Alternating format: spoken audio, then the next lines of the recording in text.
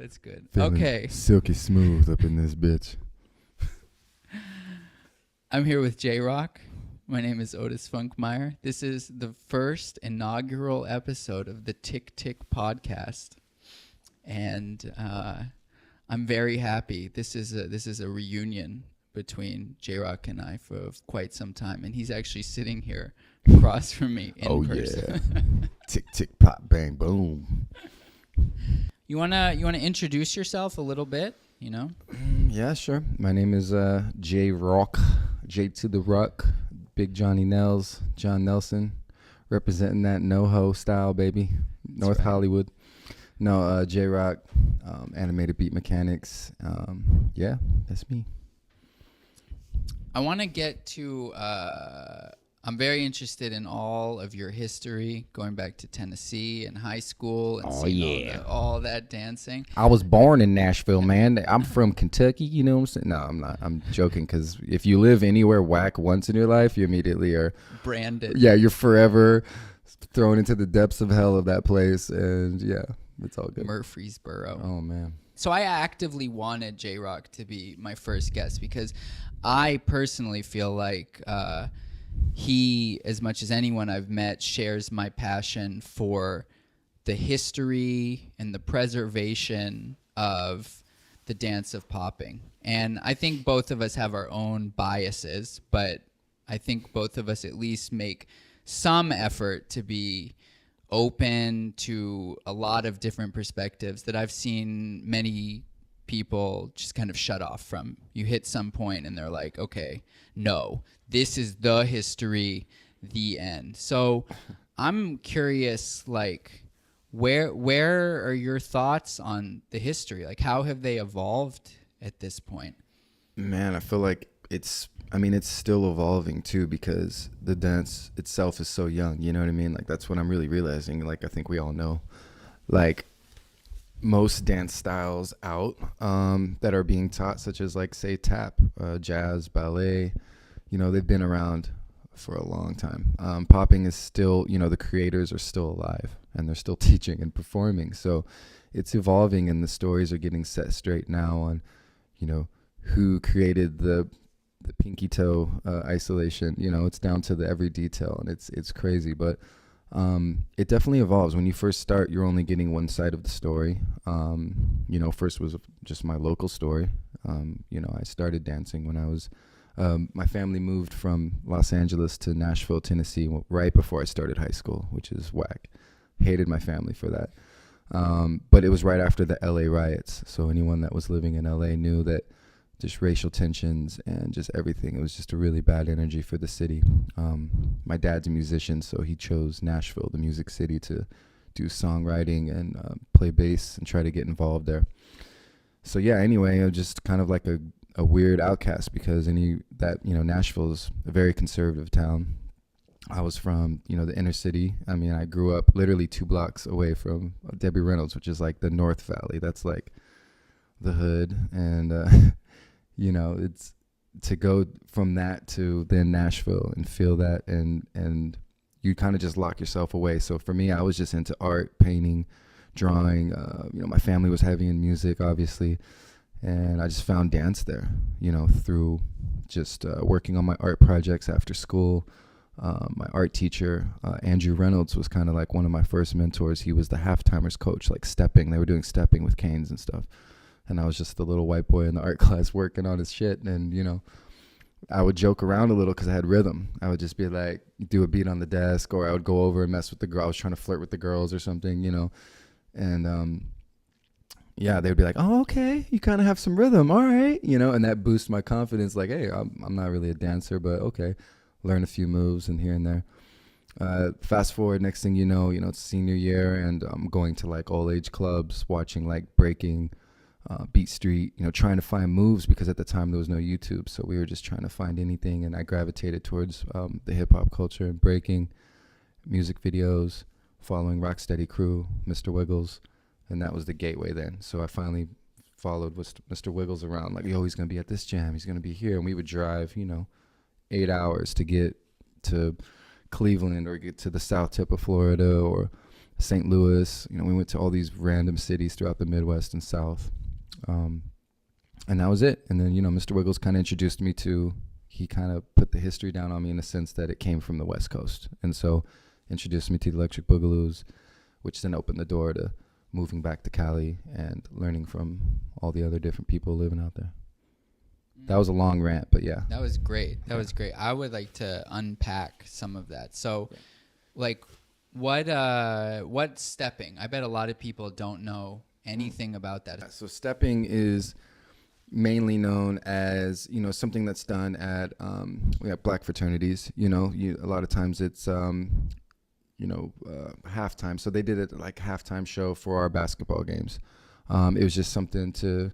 It's part of the culture, you know. And if I remember right, they had you like come out of a casket. Yeah, I performed. Like I performed. So you were like the white person who would come, like, be the surprise. So right? so me and like that? me and my homeboy from Nashville at the time, this guy JRock, who's actually he's a local graffiti artist and does like murals in Nashville with a lot of different artists there. It was really cool because we saw the scene grow from nothing. But anyway, we were like really getting into dance and breaking. And my coach or art teacher, that was the halftimers coach, noticed it and was like, dang, you're kind of getting, like, you have some moves. You can do like knee spins and like some bullshit power moves. You know, we were like seriously high school kids, you know. He's like, I got an idea, man. We're going against the rival. The school I went to was pretty much like just half white, half black and very segregated, very much like nothing like LA and what I was used to. But they knew I was different because I came from LA. I was cool with anyone. If you were cool with me, I was cool with you. So he had this great idea. He's like, we're going against one of our rival high schools in this basketball game. It's Pearl Cone High School in Nashville, for those in the South know. That's just pretty much an entire black school. So they wanted to shock the crowd there. It was at their home game that they were going to have this white boy come out of the casket to Murder Was the Case by Snoop Dogg. And all the girls came out on stretchers with sheets over them. And the dudes, pushed him out with the canes, and they did their whole act. And at the very end, towards the end, there was a big finale, and the coffin pops open at like center court, and here's this like white boy in like a Adidas jumpsuit. And at the time, you know, it's not like today. It's very common, but back then it was kind of like a big deal. And I sucked. I was total trash. Like, I don't know what I did. So I'm not top rock, no footwork, no freezes. I just, you know. But how did the crowd? The crowd went crazy. So as I was leaving, you know, all these people are giving me props, and people from that, you know, actually from Pearl Cone School were like, yo, you know. And it was like the best feeling in the world to feel like, wow, I'm good at something, you know, even though I sucked. What was that? You know, I listened to a lot of interviews with like stand-up comedians and performers and stuff, and they say that like there was this moment, a lot of them, where it was like they got a taste of it, of getting the applause from a crowd, and then they were hooked. They were like, this is my thing. It was the positive energy I felt. Like, I just felt like, man, like it was a release too, you know. It was like, because you're working on dancing. I was working on it all the time. I was taking it super serious, but there was just no place to really shine at the time, you know. And there was no battles, there was no YouTube, I didn't even have a crew, I had nothing, you know. So that was that moment where I was like, I kind of want to do this some more and get better at this. So at that point, it was like just traveling regionally. And then you linked up. There's a b-boy. That's what I kind of remember. Like what is his name? Glide. Glide, yeah, right. So Glide was in the military, and he was stationed in Louisville, Kentucky. And so when you're going to these jams, you're driving around, you start seeing the same people around, you know, from different cities. That's how I met Function from Milwaukee, Popular from Indianapolis, Pringles, which was with Glide. Sandman. Yeah, Sandman. Can't forget Sandman. He was an original crew. But yeah, so linked up with Glide, who had a actually pretty well-known b-boy crew at the time for the Midwest called, actually at the first, it was Midwest Royal Force, which is so, they had all these official names, you know. It was like, and then it was Jedi Imperial's crew. That's it. Yeah, Jedi Imperial's crew. I was looking for that. Yeah. And man, as much as I love breaking, but it was those road trips in the car that really made me decide I was going to start a popping crew, because like, I can't hear any more breaks, man. I need to hear some funk. I need to hear something. You know, it's a different mindset as far as dance and vibe.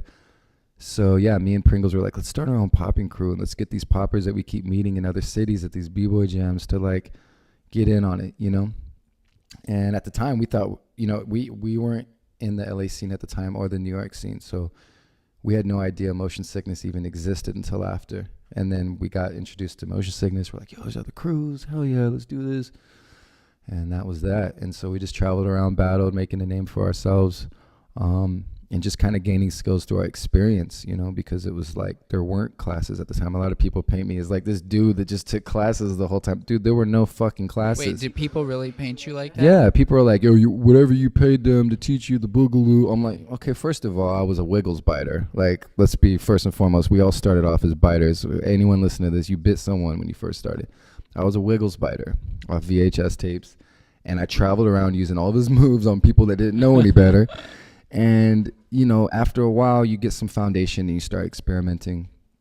And okay, so where does Bishop Don come into the picture? That was just a homie from high school that we just got along well and hung out, and he just got sucked in. I think popping is just one of those dances, man. When you see it, we were just chilling and partying. I probably showed him some footage of some stuff, some music videos. I was collecting everything, like Radiotron tapes, Rhyme and Reason, anything I get my hands just on. Just in case we don't get back to this, I have to say that at one point, JRock and I had one of the best collections of popping footage ever assembled that became totally worthless when YouTube came out. But prior to that, there's really just no way we can emphasize how valuable a new piece of dance footage was before YouTube. Yeah, we were like archaeologists, like piecing together the puzzle, like of the dance. We were like, oh man, I got this one scrambled ass video. It's like the tracking's all fucked up, but you can see that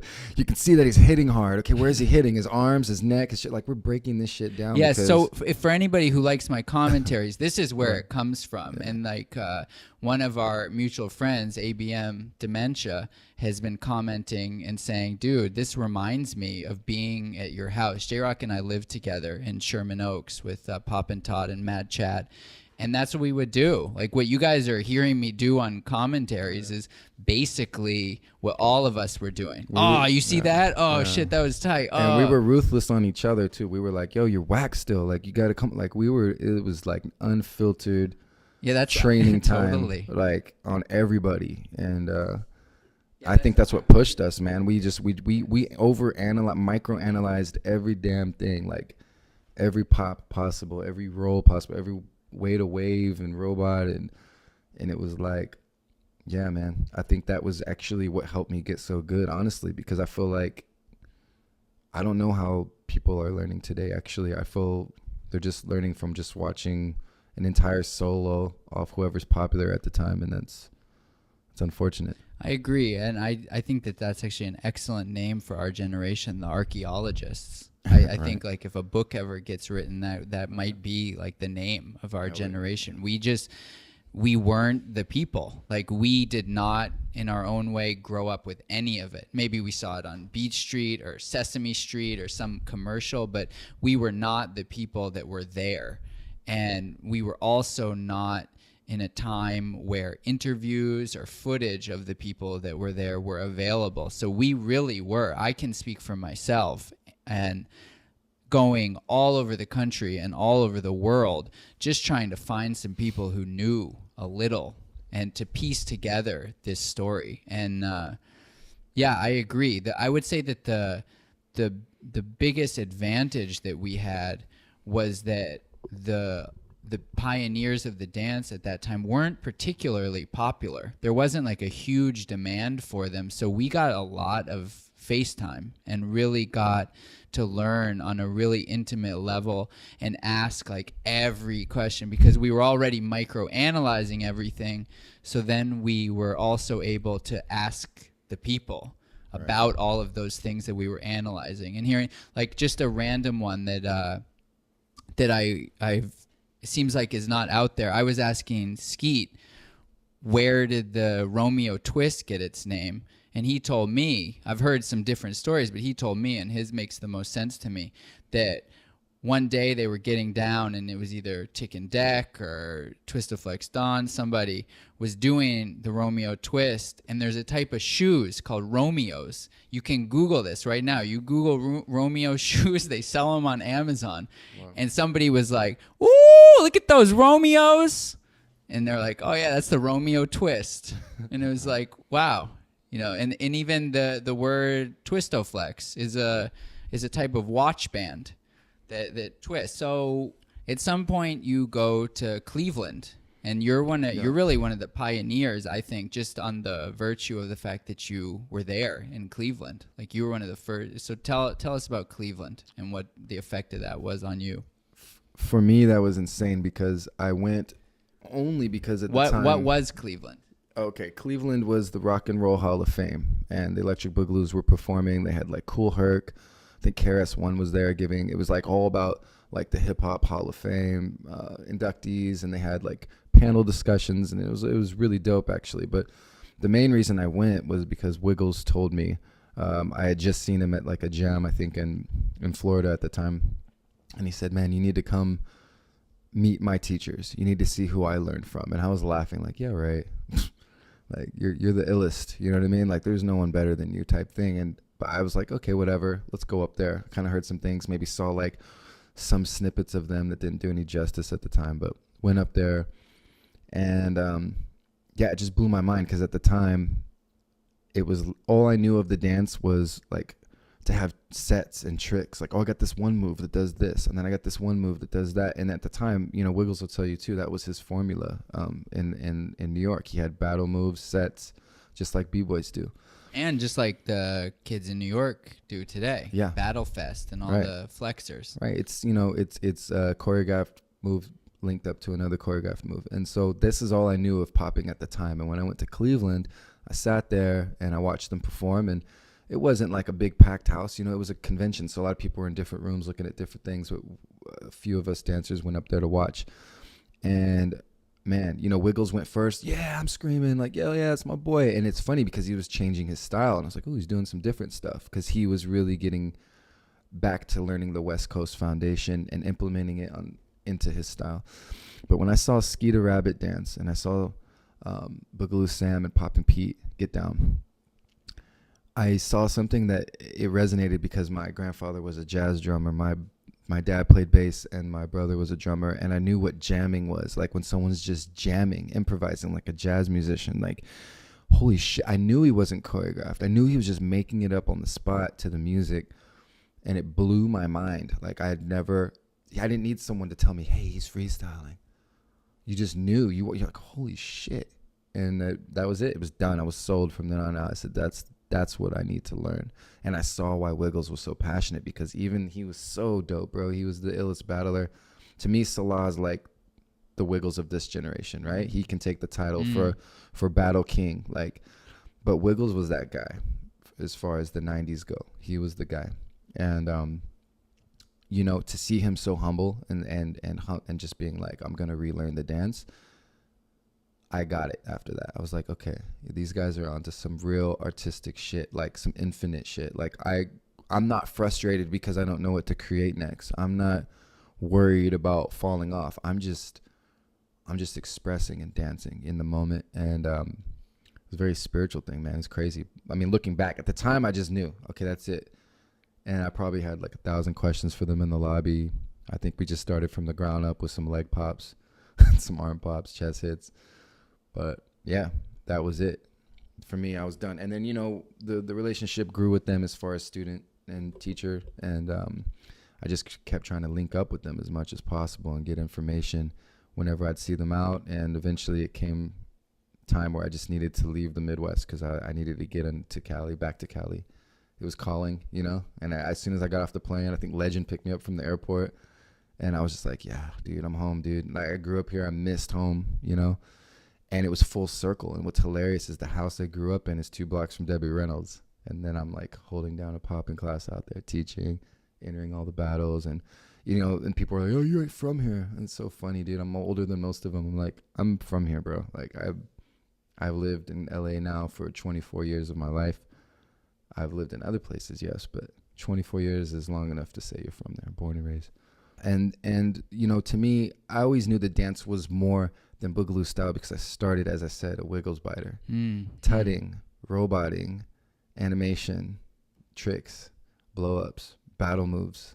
Yeah, that's right. You and especially Bishop Don, who's a name most of you guys will not have any idea who that is. And then another one you guys won't even know, Schizo, not the new Schizo, but the old Schizo. Motion sickness. The motion sickness. Sergio, what up, Sergio? Were three of the very first people to start bringing robot back before Mad Chad, before all of that. It was like there was definitely a very short period of time, but a very real period of time where it was kind of just boogaloo. There's just boogaloo. And I think that happened not even necessarily as like a bad thing, just it's like that was the only foundation that was available. There was really like nothing else that you could learn that wasn't just some moves. Yeah, so the three of them were actually some of the first people I remember to start being like, nah, man, there's this robot shit. Me tight. and Bishop Don, the Underground Dance Masters, right? That video that was put together by Chain Reaction.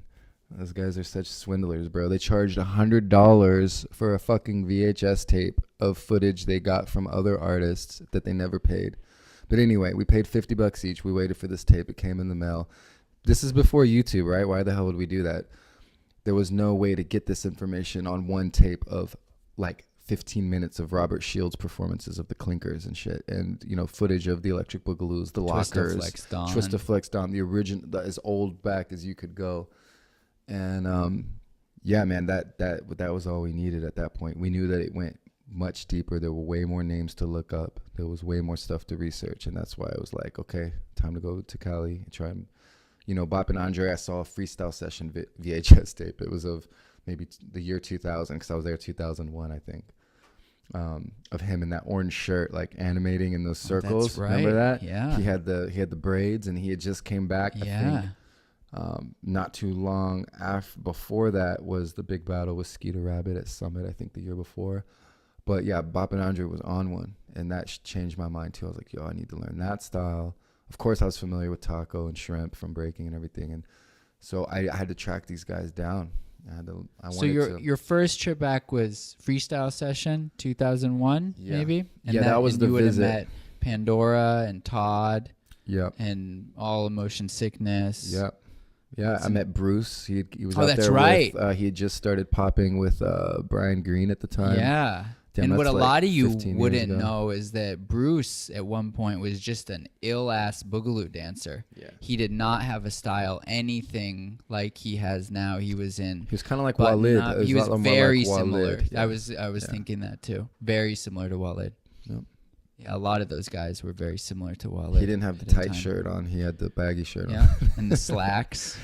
I want to jump to what you were saying about Infinite, because, you know, I'm obviously like a real spiritual guy, and that really is what did it for me too. I went to stay with Skeet with J Smooth one time, and what I felt like Skeet unlocked for me on that trip was the infinity of, for him, boogaloo style, but really of just improvisation, of having a foundation. And that's why I'm so passionate about foundation, is because I just feel like if you have foundation and you trust yourself and you go with the music, then you like enter into infinity. It's like a portal where it can just go on forever. And coming from like a culture where almost everything we do isn't improvised. You just like make something and then it's either good or it's not good. And it was such like a new experience to me to just feel like I could go on forever. So I wonder if there's more that you can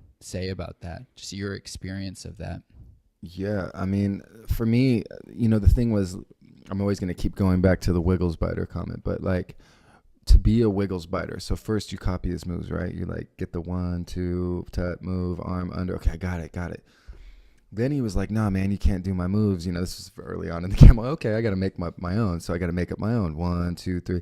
That feels like homework. It feels like work, and it feels frustrating, and it feels like, you know, and then you keep like you keep trying to fine tune it, and you're going back and how can I make this one move better? And you're stuck. Like you're stuck on when your song's playing, you're stuck on like 4 8 counts. or not even 4 counts of an 8 count, you know, if you really look at it in the grand scheme of things. So the infinite of learning a style is that you're just, man, you're free. I can dance an entire song, and that blew my mind. Dance an entire album. An entire album just doing Toyman style, you know, and try to keep it interesting, because there's ways you can say, okay, my arms are just going to be up doing Toyman this entire song, and then I'm going to sit on the ground and work and lay back flat on my back and work around and roll around on the floor, but still Toyman this whole next song. Next song, I'm going to do it in a squat and do master flexes and twisted flexes. You know, and I'm going to flip rhythms. Right, and you just keep playing. Or I'm going to put, you know, ticking with the Toyman. Or then you start adding all these other styles and going in and layering it on top of each other. And it's just it's actually not stressful. It's relieving. It's not like, oh my God, I got to learn more. No, it's like, let me just learn the basics, and then I'm going to just play around to the music. There's no right or wrong, because I'm dancing. I'm just flowing to the music. And it took a while to click. And a lot of times this stuff too, I try to give people advice, and I'm like, yo, it took me like 8 years to figure this out. So try to suck it in the 30 seconds that you're giving for free without asking type shit, you know? Because it's like, you could literally, I want to push people out in the circle and just be like, just do ticking for 1 round. And it's really hard, actually.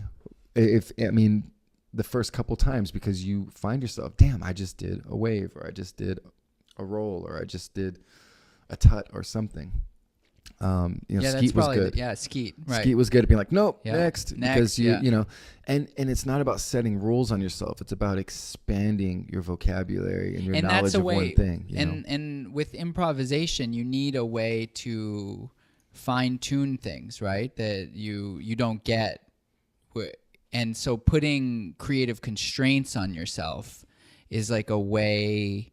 It's like a game, you know, and I think that I actually have always thought, we always talked about that you know, that most people probably won't know this, but I think it was either Wiggles, I think it was Wiggles or Jazzy, who said that Skeet would have them do that. They all did this show in Vegas. What was it called? The Mad Hatton. Mad Hatton. Mm-hmm. And that when they would go out at night after the show, Skeet would call out styles. And that was, for that song, you got to do that style.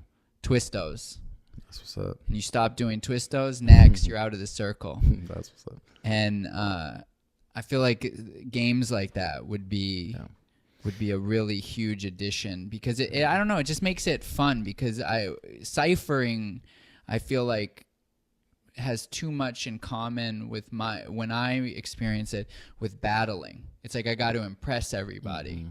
And to get out of that, there's definitely a place for that, but to get into a place where we're all just trying to experiment, I think, actually, you know what? That's the thing. Before we started recording this, I said to JRock, I gave my spiel that some of you who listen to me have heard already, that like really what I want to foster is the deep respect for foundation and the deep respect for creativity at the same time. Yeah. And I actually think that this game might actually be the ultimate thing. Yeah. Call out styles, because you can be bad. Who cares? You're just experimenting. And the good part is that when you have this like willingness to be bad, and you're in a group of people that has a willingness to be bad, now you can start getting interesting. I've mentioned this a few times, but one of the best things Skeet ever said to me, it's like a Zen koan, was like, it's easy to do what you know. It's hard to do what you don't know. Mm-hmm. It's easy to do a walkout the way you're supposed to do a walkout. It's hard to do a walkout that no one's ever done before. Right. Battle on what you don't know. I remember that. I was like, what does that mean? I had to stop and think about that totally. For a second. Totally. But yeah, that's, a lot of times I'm getting questions on advice when I'm out, like, how do you practice, or what's some good advice to practice, or for new people. So this is the kind of stuff I say for new people. When I say new, if you're under 5 years in the game, you're definitely new. I say go down the list of styles and just practice rounds of doing the foundation drills and going back. And a lot of us, including myself and any dancer, you have a certain level of arrogance and you say, oh, I already know how to do that. I've already done that. I can do the Fresno. I can do a twist of flex. I can do tremors or bounce stops and all these different, techniques within the dance. But to go back and really look at where you're at And then you say, okay, oh, wait a minute. I haven't done this in a minute. Wait, okay, it's kind of fallen off. Or, wow, I got better at it. Let me focus on it more. And then you start getting ideas. And this is the same advice I give to dancers that are my, same age or whatever. And they're like, yo, I'm feeling stagnant. What should I do? I feel like just kind of falling off or this, that, and the other. I say, man, go back. It's the same thing Wiggles said. Go back to basics. Go back to foundation. Drill styles. Drill techniques. That is absolutely what Wiggles says. Right. And it's so true because it got me out of so many funks over the years that I saw it was true. Someone gives you advice and you go, yeah, I know it's true because I did it. And I said, damn, I leveled up. Even when I wasn't feeling inspired, I was leveling up because I was practicing the homework, and the creative stuff doesn't even for me come into that. Like, it's the creative juices come a little bit later when you start really you really start tripping out on the dance because now you have this vocabulary and you have all these styles under your belt and all these techniques and things, and you start listening to music differently, and you're not thinking about a battle or what would I do if I was battling this guy and blah, blah, blah, blah. Or, you're listening to the song and I'm hearing sounds, and for these sounds in the song, I'm saying, oh, that boop sounds like a speed change. Whereas I can see that that's like an animated thing in the background, or the bass. I feel like, damn, that's a hard chest hit. And then the is like the triceps. And I start, and I start all these styles and techniques in the dance. They come out and I'm just translating the music, and I'm not doing how I practiced. I'm not doing, oh, I'm going to do Toy Man now. I just did Toy Man for the transition because there was a sound that went, and I did fast ass Toy Man with stops, like, and I didn't plan it. I just heard it, the 8 count before it. And I said, it's probably going to repeat right there on the 5. Here it comes. Took a chance. Oh, it was there. That shit was ill. Like, and it's stupid, but you zone out like that and you start really getting lost in the music, and it becomes this own internal game of how deep can I get lost into this song and how many deeper layers can I find under the music? Because once you get past, it's funny, man. A lot of people too, they'll say, oh man, you got to get off that boom clap. Like, just because I'm telling my students to get on the boom clap doesn't mean, like, that means they're off beat and they need to start with the boom clap. But most of us have been dancing a long time. We're going off melodies. We're going off lyrics. We're going off the hi-hat. We're going off bass line, synths, cymbals, crashes, booms, and like energy changes. There's so much to the music that that shouldn't be step one, which is the memorization. Dubstep dancers, we all know what that is.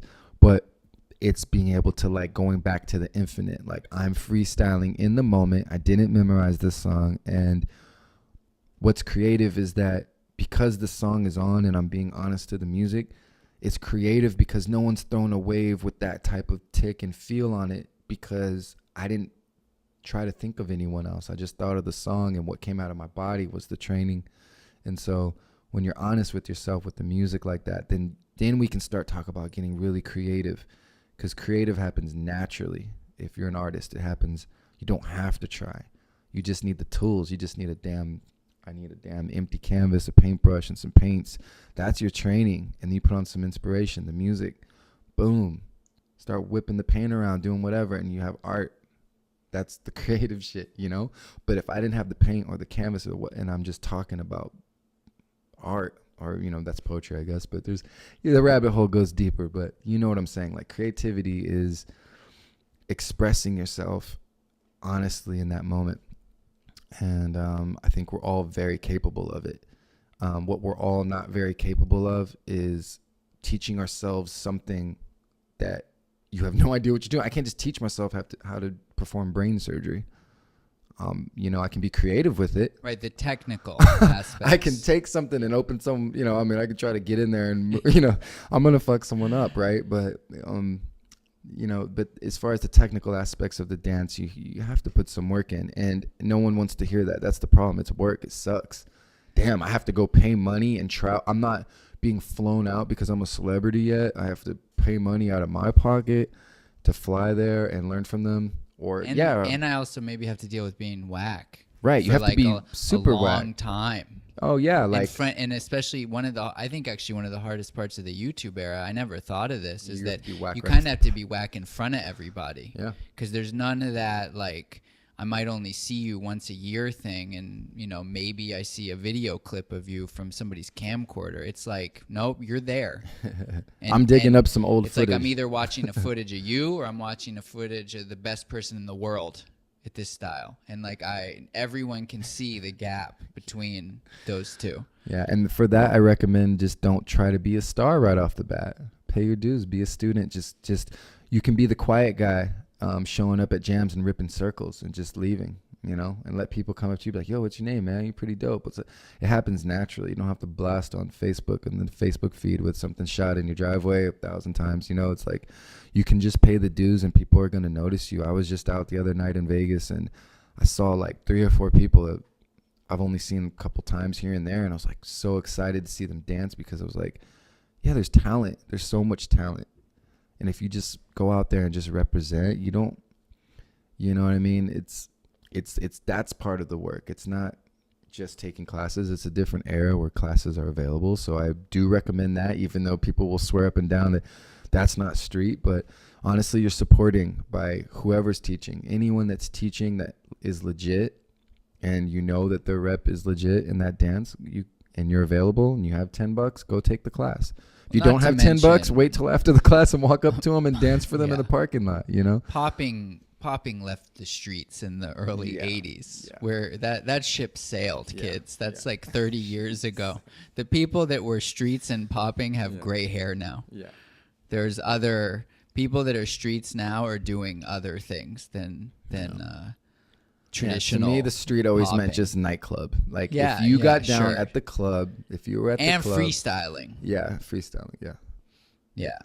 Yeah, if you were getting down at the club in the cyphers, or if you went to the jam and you didn't go to the after party, I felt like you were whack. I'm like, you're not at the after party?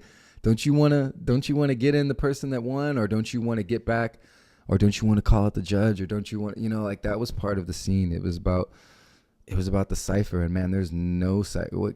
Yeah. I heard from our mutual friend. This is jumping a little bit, but based on what you said, that this KOD event happened recently, and like no one went out that night.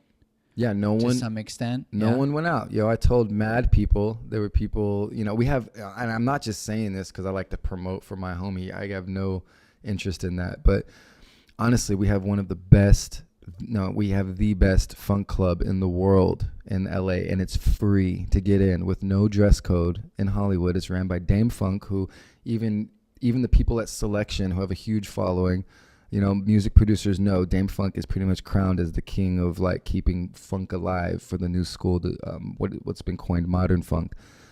He has a free place for dancers to come. They're welcome, and when they see you there, they'll play even harder jams for you to get down to. And every time I go, I've moved away from LA to do jobs in New York and Vegas, but every time I go back, there's seriously like 3 or 4 of us there. None of the poppers in LA support. I think it's a joke. That's the culture, and it's free, and it's not the music off your laptop you already have memorized. You actually should bring your phone in and Shazam some stuff because you're gonna get good music. But yeah, so at KOD, I told people about it. I spread the word. I said, it's Chinese guys, Korea, everybody, spread it out. Yo, bring them. Come on. Yo, we're gonna get down tonight. Funkmosphere, let's go. What do you think it is? The only people that showed up was Canada, bro. Green Tech, Venom. Funktrial. Yeah, Funktrial, bro. Those kids know what's up. Those kids do know what's up. They keep the culture alive, you know what I mean? And I think that's really important because it's where the illest moments happen too. And it's not in the mirror in the class. It's not in the contest. And then we always hear these, fabled stories of the streets. It's like the streets are in the club. Dude, I still remember. I have a fabled story. Streets means it's uncontrolled. You can get called out. One of the very first events I went to, I'd already met JRock a couple of times, but this is where I met Pop and Todd, was at the Chicago City to City? City versus City. City versus City in 2003. And all of us went out to a house party, a loft party, thrown by fucking Green Velvet in Chicago that night. And JRock and Todd got down so hard. I don't think if I went in the circle, it was only once, because I was just like, I'm sure some of you listening have had this experience where you're just like paralyzed by how good someone is. And it was just at a whole other level. So definitely all of the very, very best dancing I've ever seen in my life is at the club. Yeah, it's for after. sure. Yeah. Or after party vibe, Yeah. anything where you can just, you feel, you take the tension of the event out, Yeah. the artificialness of it, you dim the lights down, you have someone else in control of the music that has no agenda trying to drop a bomb for their homie in the final. It's just a DJ playing funk. Everyone's having a good time. The circle's organically happening. And man, I honestly, those years, Funkmasphere has been running, I think 10 years straight now in LA. Going strong. They just Going moved, back to Carbon, yeah? yeah, all the way back to Carbon on Venice. Now it's at the Virgil, and that's where I had the biggest progress in my dance for sure, hands down. Like I think that got me over the cusp of being like okay to like okay now I feel good. Like I'm good now. I can like stop being such a studying student and just embrace who I am as a dancer. Sure. That it came from those nights going Sure. every single week. We had huge battles there. Call out battles. I think every city should have this, and it's not hard to start it. You just find it might already exist in your city and you don't even know. You just have to look it up and hit spots and find it and then support. I wanna talk more about some aspect of that, but I wanna jump for a minute because one of the things you said, I feel like you and I were talking about these kind of things, what is that, 13 years ago, like the idea of that you start in this total newbie beginner stage and then you go through this apprenticeship and eventually you get to a point where you can kind of claim the thing that you're doing and then one day you become a master. And so I definitely would encourage anyone who really like cares about this dance, who this isn't just some fad for, a year or two of your life, that it really is like an incredibly long road. And another thing, Skeet is to me really just like this philosopher, because so many of the things I say, not even about dancing, come from him. But another one of the greatest things he ever said to me is that everything you give to the dance gives back to you twice as much. And if you just can maintain that attitude, it's not that easy, because you can see people, especially in the era that a lot of you are growing up in. But in fact, Skeet called our era that. He said, and man, I feel bad for you guys. I forgot about this. He said this to me. I feel bad for you guys because you guys are in the impress me era, where it's like, what move can you do that impresses me? And I was in the expression era, where it was just about the vibe and the feeling, and it wasn't so much about all these moves. And that, if anything, has only intensified over the years. And it's not, it's really, you kind of have to have a certain confidence to not give into that kind of peer pressure, because you will watch people that are just practicing like one set over and over and over that's like 2 minutes long, and they can just kill it, and they'll get however many views on whatever social network, and everyone's telling them how great they are. But if you ever meet them, because we've watched these people come and go, you realize like, oh shit, like that's it. Like if you see them, if somehow there's some kind of dance circle that they get in, they do pieces of that set. That's what they do. So there's really like, this is a lifelong journey. And the good part is that what more do you want from life? Like that's a lot that life is giving you, to have this thing that just kind of goes on forever. And the subtleties just keep revealing new things that you can do and new ways you can express. So another thing you touched on that I'd like to explore is I was doing a commentary last night on Guchan, and I was realizing that more than anyone that I've been watching recently, I feel like Guchan trusts the music. He comes into judge solos, into battles, into circles, and if you're watching closely, you can see for the first 5 to 20 seconds, he's just listening. He's mostly just getting his body into some place where he's hearing the different sounds. And that to me is like, that's what I look for. I realize more than anything is who has the confidence to be like, look, man, this is not about me and the audience. This is not about me and the person I'm battling. This is about me and the music. Exactly. And you know, there's a piece of advice that stuck with me over the years too. Is like, I always quote it, but it's like Skeeter Rabbit was saying, listen to the song like it's the first time you've ever heard it. And that's we were talking about, like, I think it was like More Bounce or something by Zepp and Roger or something. You know, yeah, I've heard it before, you know, and we all have it memorized and doom. But he was like, nah, man, just listen to it like it's the first time you've ever heard it. And he would like close his eyes and listen to it, and you could, and I get what he was saying, because there's something you missed. There's a something in the background that you never heard before. And why wait around for someone else to show it to you? Like, and if you listen, and even if you don't discover anything and you're like, nope, I know this song pretty well. But if you're in the moment, you're listening to it and you're not anticipating it, you're going to be more in the pocket of the music, and you're going to be really honest with your movement. You're not going to be thinking, you know, I'm the worst. Like when a song comes on, I've heard a million times.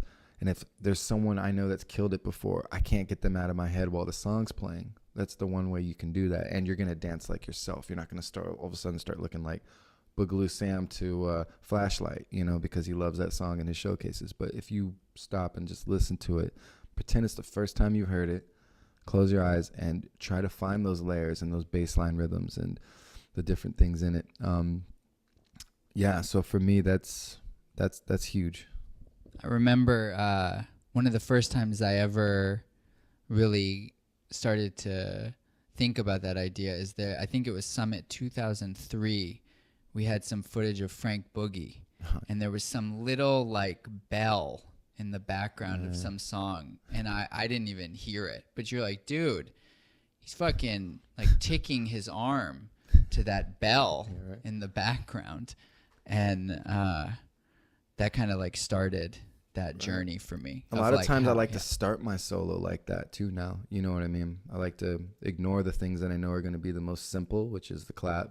We can two-step on the beat really easily, even the bass line. But like try to start finding little things in there first and discover them, and it kind of unlocks everything else. Like to me, that's the most fun. Honestly, I spend most of my downtime really digging for music. So like if people... I might actually make my playlist available on SoundCloud, because I do add and favorite a lot of stuff, and that becomes my playlist, and it's always on to the next. I'm never trying to like memorize a song. I just let a song get something in me and then on to the next, and that's what's kept me dancing. I don't even need to be around a ton of dancers anymore, as long as I have good music, and you know, I can go back over foundation and I can just start experimenting now based off the different music. So, okay, so now to jump back to the other thing, it makes me think like that. I think you probably have a lot of opinions on like event design, like just to throw one out there to kind of get the conversation started. Doing these commentaries has also made me realize, like, I can't believe how often a DJ will just play some whack shit for a hype battle, and how much the correlation is between good beats and good battles, and people just going off because the music's fucking good, and battles being boring because the music's just it's cool, but it's not. It doesn't make you go there with your dance. And that's just like one of a million things. Like if you were in charge of, you know, events. For me, I would make it mandatory to just have it in a club atmosphere for me. Like those venues you can find, you put it in a club and make sure there's music being played between the rounds. You know, keep in mind that it should feel like a party. It shouldn't feel like, you know, it's just the competitors there and their girlfriends sitting around, and we're just, you know, no one wants to come to jams anymore because there's nothing to do but sit and watch these people dance and round after. Yeah, you know, so for me, it's like knock it out, get it to the top 16, top 8 right off the bat from the prelims, and make it like a club atmosphere and play music in between the battle rounds so that people can cipher, because that keeps the energy and up. And we're seeing people that actually come to events not to compete, but just to dance. So those people come and they never even get to dance. They just stand around and watch the battle. That's actually why I stopped going to events. Yeah, that's what happened at KOD. You had tons of people at KOD and they couldn't dance. You know, they couldn't dance. Really? There was no music being played in between the battle rounds. which was insane to me. That's so crazy. And cut the talking out on the mic as much, just Sure. make it's like, just if you need help, it just shows how detached people are from the club scene and from like the culture of sense of like, yo, someone would be like, yo, shut that dude up on the mic. I'm trying to dance, play the music. Yeah. Hey guys, we got the next round coming up. We're going to the top 4. Boom, knock them out. And it's in a club atmosphere with the lighting. Sure. And everyone's got that vibe. And the crowd's going to be more loosened up to, react to the battle. Yeah. Some people like to have a couple drinks or, and just party dance in the side. Sure. This is extremely lacking in events. And that would, I was throwing some jams in Vegas and they were called Future Funk. And that was the whole thing. We were throwing it at the club. It was free to get in. And we really, like me and Jay Smooth went through our hard drives and we seriously gave this person the most epic drive of music, the DJ Cricket out there. And we're like, play this. And anything else you find cool. But this stuff is like, you're getting like gigs on gigs on gigs of gems like that we cherry picked for hours, Yeah, for sure. And that's all you need. You already had like 7 days worth of nonstop music. We got to get back to it. I mean, the scene's pretty small in Vegas, but I think it's important. Like, you have to have that vibe of a club, really good music, and a place for people to party and socialize. And when I say party, I'm not saying do drugs and get all drunk and then drive home and get a DUI. Sure. Like, it's about socializing and going out. Sure. I mean, if I'm having private practices here's where it gets funny. Okay, so if I'm having private practices at my garage every time, and my homie comes in town from so-and-so wherever, I'm going to just bring him to my garage. He's only going to practice with me so we can grow together, but he didn't really experience the Los Angeles scene. Is that how it is? That's now? how it is. Okay. People That's how it's been in France for a long time. That's how it's been in LA for a long time. I didn't know people that. Come to LA, they keep them in the garage to themselves and they fly them home saying, you experienced LA. No, you didn't. You just but the thing about the club is that it's open to everybody. So you would walk in and there's a chance you might see a rival dude there. Sure. And maybe someone that's been saying you're whack and you want to you want to get off, or whatever it is. Like, it creates a nice competitive atmosphere as well, to where it's not, that's what hip hop is.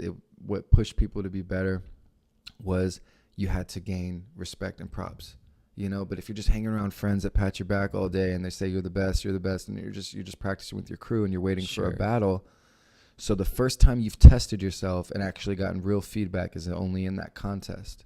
Right. The club, there's no cameras most of the time. So you're gonna go, if you go to the club weekly, it's like going to a jam weekly. And imagine how fast your level goes up at that point. Sure. So by the time the jam comes around, you've leveled up like 5 or 6 times, and that's what I tell people. Like, I used to tell, not gonna name drop, but a few of my students that would just be like, I can't get over this hump. I'm like, I never see you at the club. I would leave it at that, because I'm like, if you can't dance at the club, you're not going to magically be able to dance at the jam. And that has to do with party dancing, just grooving. Yeah. And that's what's missing from people, because at the club, the music don't stop. At the jam, the music stops often. Or we're standing there still because we're entranced watching someone battle.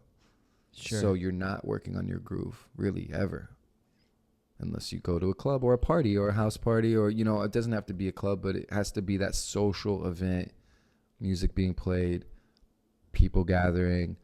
There's a sense of, I don't know what's going to happen next, because anyone could show up, and that's what really, the early part of the new school scene, that's what made us get so good. We were, MGF and ABM had a huge rivalry.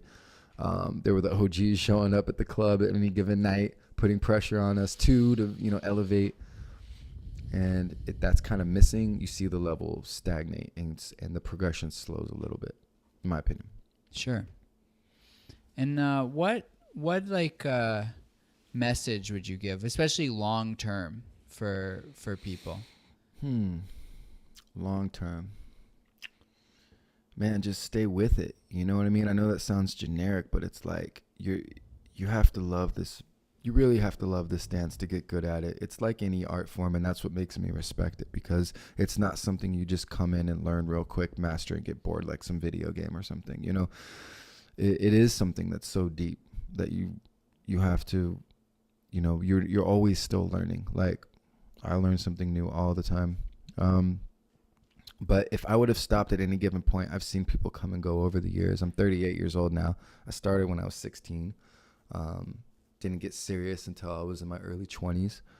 And, you know, if I would have stopped at any given point, I wouldn't have seen the success I have now. I wouldn't have been able to live a life as an artist and travel the world and see other cultures and have my mind opened up spiritually. I wouldn't be in good shape at 38. You know, people see me, they're like, I thought you were like 25 or 26. No, dude, I'm 38. But right, the average person that's 38 has a giant beer belly and can't touch their toes, you know. Look at Poppin' Pete at 54, who never stopped. So I'm like, damn, I'm 38. He's 54. That's 16 years from now. Wow, that's a long time. And he's, in my opinion, the best popper in the world. You know, arguably, of course, it's art, but the level that he's hitting and the musicality that he's demonstrating, and the freedom of expression, the things that he's contributed over the years, all of that shows me through longevity. So I'm able to look forward and say, like, okay, wow, I can go my path, but I can go that long if I just stick with it. Yeah, I mean, I think a lot of people want to get to that level, but very quick. And you get frustrated and stop. And there's nothing wrong with that. Our lives change paths. But if this is something you want and you absolutely love it and things hit rock bottom, stick with it. Dude, we could do a whole nother podcast of the shit show of going through popping and what it really means to be a street dancer, in a sense that we're not classically trained. We don't go to the ballet school and then get picked up by a dance company and travel the world automatically. And then, you know, you have to really pay dues and make a name for yourself. And that life is very hard. And you'll find yourself at complete rock bottom wanting to quit. And if it's your dream and it's your passion, you stick with it. And that's what I tell people. So for me, I don't want to put that weight on other people's shoulders that I meet. Because I'm like, first I just ask them, how much do you love it? If they're like, I don't know, I like it. Cool. Practice your leg pops. You know, I'm not going to get too deep with these guys because it's going to go over their head. But for the ones that I've seen sticking with it, you know, when I ran into Green Tech not too long ago, I feel like he's a future legend, you know. And he's young enough to look at him as like, okay, so there's kids your age that have the potential to be great and stick with it their whole life. You know, I'm always giving him that kind of advice. Like, bro, you're very valuable to this culture, so keep going. You have something special because you're training foundation, you're being yourself, and you're representing, and you're holding it down by keeping the culture involved. It's not just about contests. And so for me, there's hope. So I'm not even worried about it. If there's just one, it doesn't take more than one to keep people inspired. So I'm looking forward, I'm looking back, and I'm like, I'm good. I'm in the middle. I'm just coasting. So yeah, if that means anything, just stick with it, man. If you love it, time will work itself out and you'll find your place. And honestly, do it because you love it. Don't do it for the fame. Don't do it for the money, because none of us are rich and none of us are famous. You know what I mean? Kim Kardashian's famous. And from what I get from millionaires, it's like money doesn't really bring happiness. So just follow what you love, man, and do what you love, and keep it funky. And you know, expect that, like right now, I bet a lot of people like, damn, dude, JRock's in Cirque du Soleil. Like, oh my God, you know.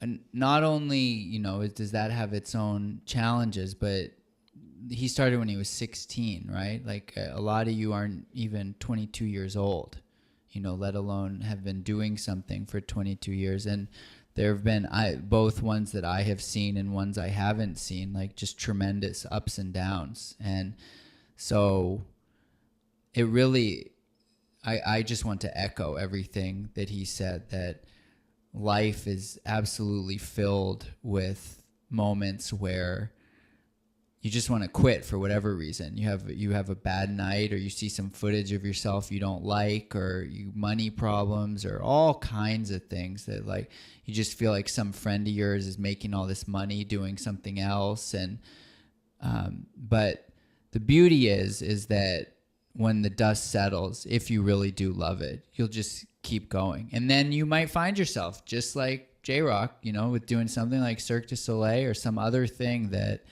it's like, whatever you want to say about it is you're doing it, you know, you're living as a dancer in the style of dance that you love, which I think is actually that, you know what that leads me to? I think we're going to get to the kind of wrap up point. I want to try this, like having a kind of a list of questions. This is inspired by Snoop Dogg, who does this on his show. I like his podcast. Yeah, They're me dope. too. I like it too. He has such a random list of guests. Yeah. That's amazing. Yeah, I love it. I love it. So the first one is when I say successful, who's the first answer that comes to mind for you? For me, I was thinking Popping Pete, because he's at 54. He's traveling the world. It's not about fame or money. It's the fact that he's still active, dancing, on top of his game, traveling. Yeah. For sure. Hands down, yeah. Yeah, love it. Okay, I'm going to say 3 songs. It doesn't have to be 3 songs. You could only dance to a few songs for the rest of your life. Yikes. Whew. Okay, let's throw just maybe I'll dig through a classical track, because maybe that won't get old over time. I think there's a reason why it stood the test of time. Throw one of those in there. So we got classical music. One. Yeah, I want one nice classical track. How about like Knee Deep, the extended version, super long one where they have the jam with the guitars and all that shit going off at the end. So it's like, 16 all right, cool. minutes, man. Yeah. It's not just hook, verse, whatever, loop, Third song to get out to, man. I don't even know. This is torture, because like I said, I like to go through lots of music. I would say maybe something weird with some weird like mechanical sounds, experimental EDM stuff, or something weird, just to be like, put it on. Maybe I'll start beatboxing my own sounds over the top of it after 10 years of hearing it in the jungle. Nice. I'm stuck on that island by myself. Lyric free, because the words will drive you crazy if you can only hear it. Okay, most underrated popper. Who should have more shine? Who should have more shine? Whoo, man. That's a hard one. Man, that's a hard one. There's so many. I mean, you could look at it as like a new guy, or you could look at it as an old guy. You know what? I'm going to throw one out there. I'm going to say my boy Sugarloo in New York. I don't know if he's still training as hard as he was back when I was around him, but I just thought he was really nasty. I thought he was really, Jazzy J's new top student out there, and was really studying deeply into the style. And it's kind of crazy, because when I was out there, I was like, yo, he's one of the best in the U.S., and he never got that shine. So for me, that's another guy I would say, stay with it, man. He's got a good teacher, and he's got a good head on his shoulders. Yeah. Okay. Most underutilized technique or style? I'd say muscle control, man. People need muscle control, bro. When you watch the OGs, this is what I say. When people doing all these animation videos, like World of Dancers and all that crap, and you talking about animation I know of has muscle control, where you learn how to vibrate your forearms, your neck, your chest, your legs. People would do vibrating walks with stops, not just shaking and convulsing, but like I'm talking from bopping muscle control to the way Taco did muscle control using popping technique instead of dime stops. All that texture and different levels of the pop, like, to just hard pops, like the way Pete bangs them out. I think muscle control, man. I think people are doing the angles and the dance and the lines cool, including the animation stuff. But where's the texture on top? It looks so flat and just lacking energy, because I feel like that's where the energy comes from. Even when you do tremors and stuff, you're generating this energy from your body on top of the movement. So yeah, people are tripping. It's a good one, man. I've gained a new respect for Kyo about his muscle control.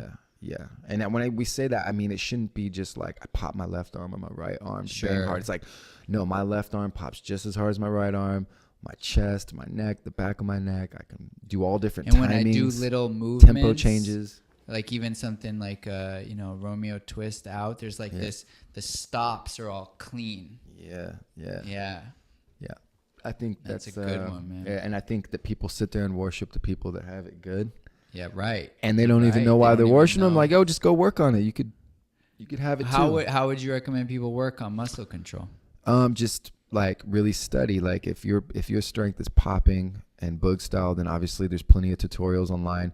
If you're more into the animation vibe, you know, you got to search out Dre. He has some stuff online, but we know he's very secretive about his stuff. Go to him, ask Chad, ask people that have learned directly from him, and practice it. That's the time where it's okay to get in front of the mirror for a little while and spend some hours in your bedroom, you know, really figuring it out in your body. Like close the doors, don't let anyone watch you, and just try to figure it out, because you're going to look stupid as hell as you're trying to figure it out.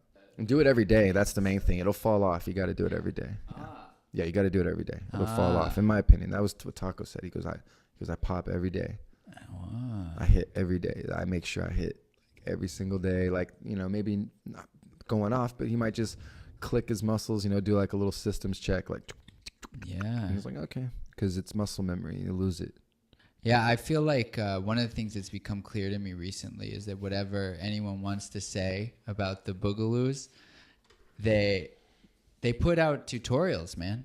Like if you want to learn their style, you can learn it. There's a lot of these styles that one of the reasons they're hard to learn is because there's not much information out in public about them. So for all the OGs out there that have a style of their own, like being secretive has not helped you.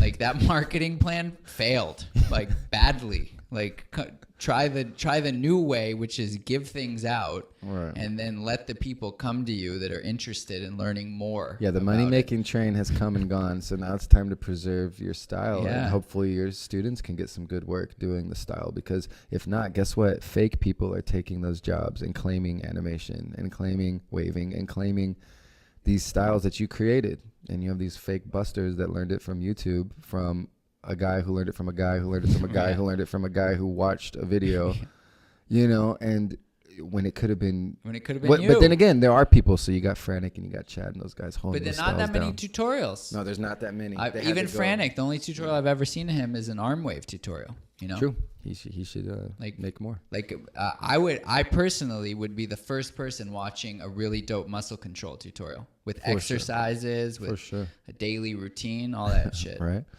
Okay, last one. What does foundation mean to you? Foundation is just the building blocks of what it is you're learning. So, like I said, it's just the tools that you need to be creative.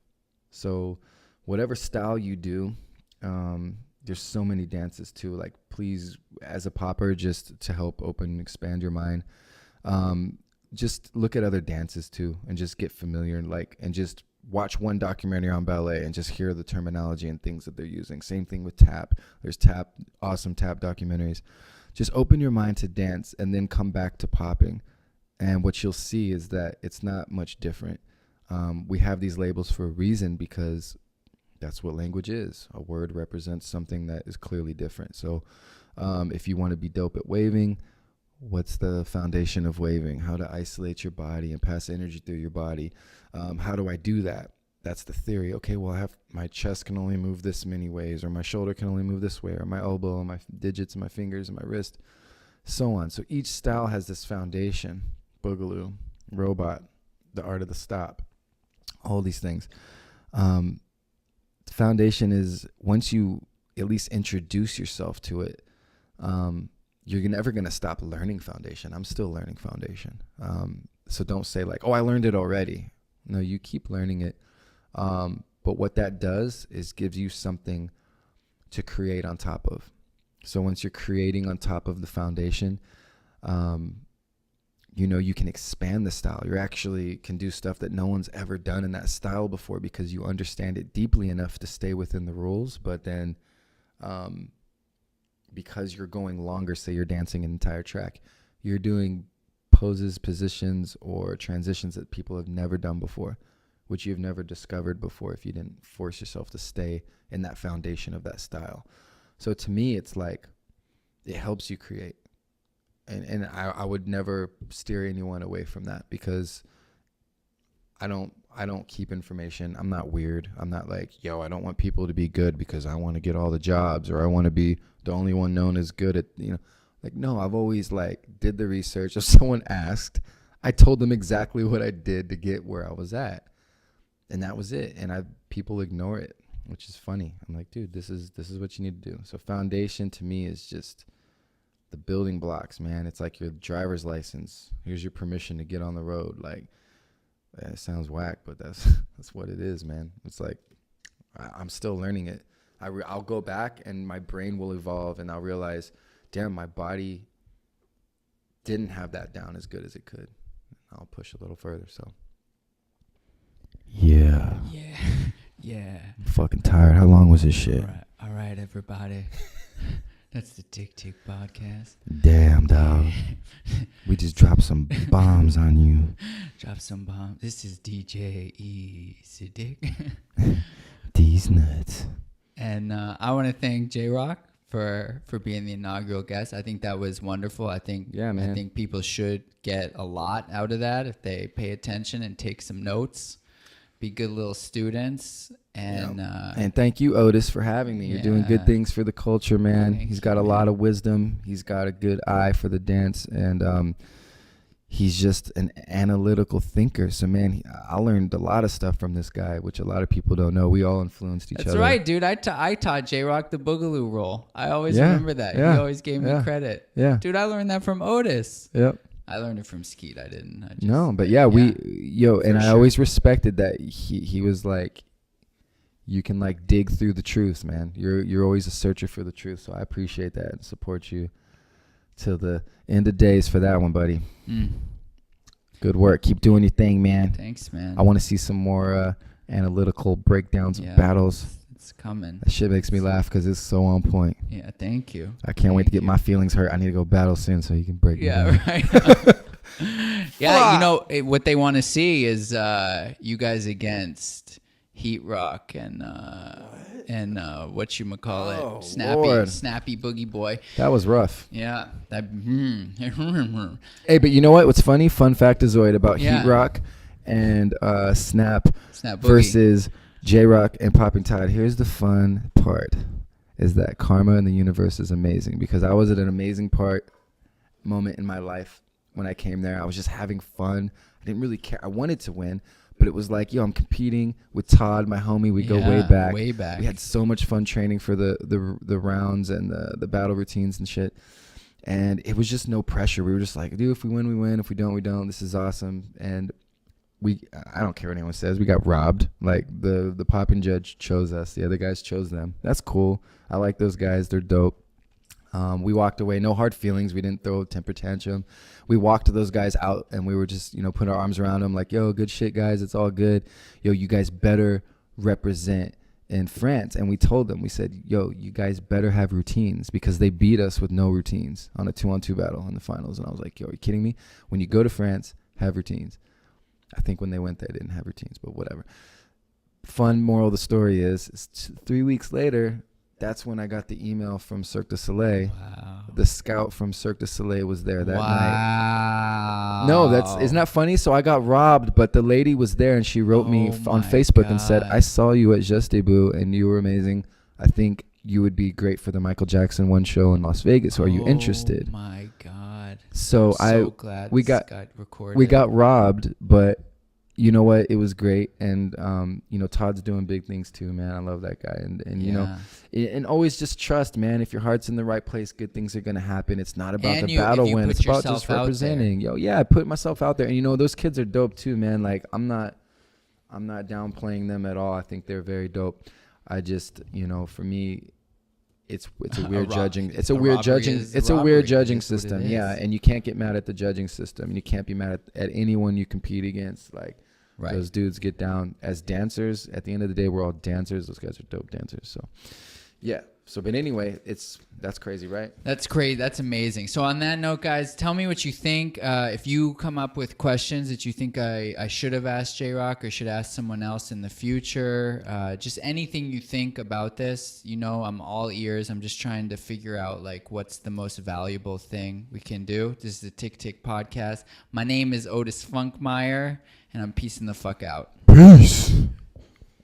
That was fun.